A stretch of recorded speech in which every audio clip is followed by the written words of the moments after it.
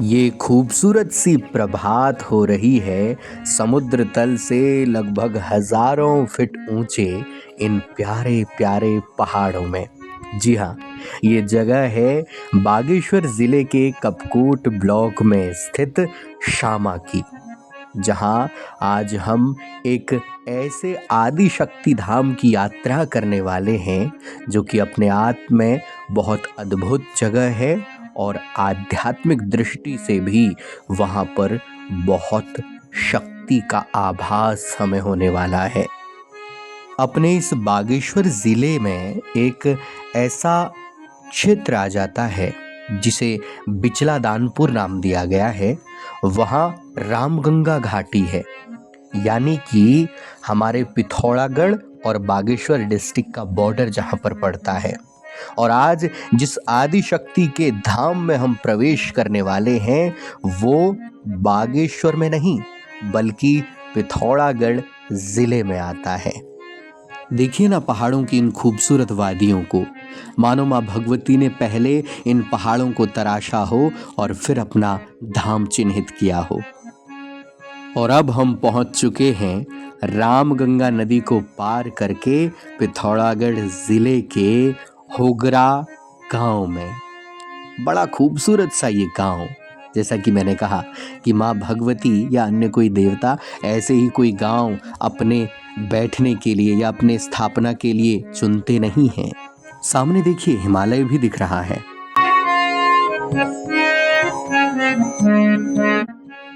ये है मंदिर प्रांगण का अद्भुत प्रवेश द्वार। कितना खूबसूरत बनाया है ना। लिखा भी हुआ है जय माँ हुंकारा देवी। और प्रवेश द्वार के बाईं तरफ ये है अद्भुत 7 धाराएं, जिनका जल यहाँ के लोगों के लिए किसी चमत्कारी जल जैसा है, जो कि उनके हर रोग व्याधि का निवारण भी करता है। और ये है माँ आदि शक्ति हुंकारा देवी का शक्तिपीठ। आपको भी कुछ अद्भुत सा लगा ना इस शक्तिपीठ को देख करके? इस मंदिर के बनावट को देख करके हमें भी कुछ अनोखा सा, कुछ अलग सा लगा। शायद ऐसा मंदिर इस उत्तराखंड की भूमि पर बहुत कम थे। आखिर क्या है इस शक्तिपीठ का इतिहास? कैसे माँ भगवती हुंकारा देवी यहाँ पर विराजी?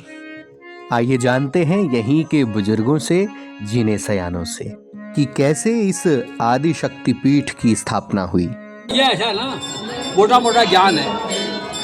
ये हमने जो मेरी 80 साल उम्र है, इससे पहले जब हमारे लोग आए होंगे तब यहाँ पर बैठे, ये पूरा खेती थी, पूरा खेत कमाते थे। उसके बाद किसी को ये पता नहीं था यहाँ से जो है ये भगवती बैठी है यहाँ पर। तो ये बम्मन गांव का पंडित जी दुबे जी, एक हमारा गांव का प्रधान, ये कहाँ गए बद्रीनाथ नहाने के लिए, पैदल चले, उसमें रोड नहीं थी। ये भराड़ी के ऊपर उतरौड़ में एक गांव था छोटा सा, वो रात को वहाँ रह गए जो यहाँ से जा रहे थे। तो आप वहाँ कहाँ जा रहे हो? जल लेने जा रहे हो। बोला तुम्हारे वहाँ तो भगवती तुम्हारे वहाँ है देवी जहाँ आप जाना चाह रहे हो। उनको हमारे वालों को पकड़ा हो गया, हमारे वालों। तो उसने कहा कि जो वहाँ बैठा था बुढ़ा, उसने कहा कि मेरे आप ही रहो, आज होल्ड करो। ये चौक का दाना उसने सिराने रखा जौ के साथ। तो वो यहाँ पर जो रखा उसने क्या किया, रात को सपना हो गया तुम्हारे अपनी जगह जो है वो झाड़ी होगी, यहाँ जाना। ये खेती कमाते थे पूरा। जो ये प्रांगण है इसकी पहली खेती कमाते थे। अलग अलग टोक है, नहीं कहीं रसोई वहाँ तो देगा। उसके बाद जब यहाँ आए तो एक रिबुल होता है, रिबला, उसका भोर था भले छोटा सा पेड़, वहाँ पर वो फल रख दिया कहते हैं लोग। हमने तो आप कहाँ से हमारे बुजुर्ग कहते। उसके बाद जो है वहाँ पर जो है वो एक ब्राह्मण था संजीव, वो 1 साल यहाँ रहा। ये ऊपर धर्मशाला था संजीव का, वो द्विवेदी था। हाँ, उसके बाद द्विवेदी था वो। कभी द्विवेदी कौमी देवता पूछता है यहाँ, बाहर का नहीं पूछता है। उसके बाद यहाँ पर जो है वो रात भर किसी ने दूध डाला बोलते हैं, किसी ने कुछ, लेकिन वो रात को द्वाब लागी द्वाब तो पकड़े है काले नहीं पकड़ होय होय ये पकड़ उछाण है बेग उन लास्ट में संजू निकल गई उसके बाद होते करते स्थापना होगी, थोड़ा थोड़ा करके यहाँ शक्ति है।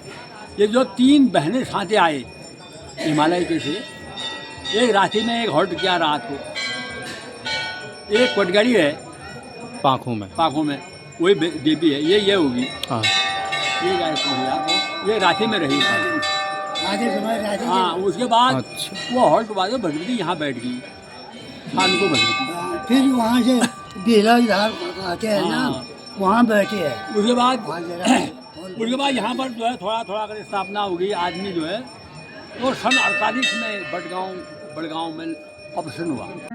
ये हैं इसी होगरा गांव के श्रीमान हरक सिंह मेहता जी, जिन्होंने हमें अभी 50% ही इतिहास बताया है इस मंदिर का। आखिर इस माँ आदि शक्ति का नाम होंकारा कैसे पड़ा?